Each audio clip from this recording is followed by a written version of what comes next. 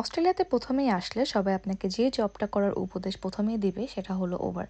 আসসালামু আলাইকুম এভরিওয়ান, আমি শামিরা পারভিন। আমি রয়েছি অস্ট্রেলিয়া সিডনিতে।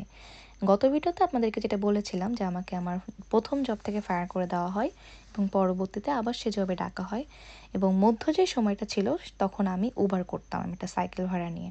আপনারা এখানে সাইকেল উবার করতে পারেন, স্কুটারে উবার করতে পারেন, গাড়িতে উবার করতে পারেন।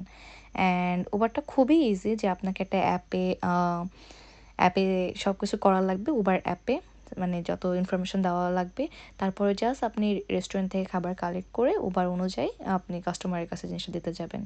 তো ওভাবেই জিনিসটা খুবই ইজি।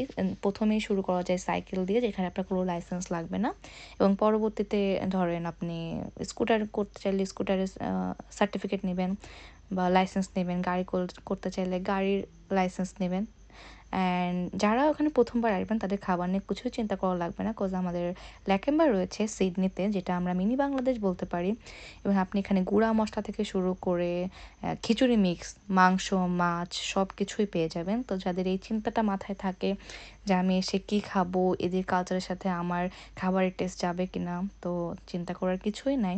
ফলমূলও রয়েছে, ওটা আপনি অনেক আপডেটেড ভার্সন ফলমূল পাবেন, যেমন নতুন ফলের ভিতরে রয়েছে কিউই অ্যান্ড কেন এখন মাথায় আসছে না আমি জানি না। তো আজকে বের হয়ে গেলাম সকাল সকাল একটু উবার করতে আর একটু ল্যাকেমবাতে বাজার করতে। আমি রিসেন্টলি ডায়েট শুরু করতেছি বলে আমার মার্কেট এমন দেখাচ্ছে।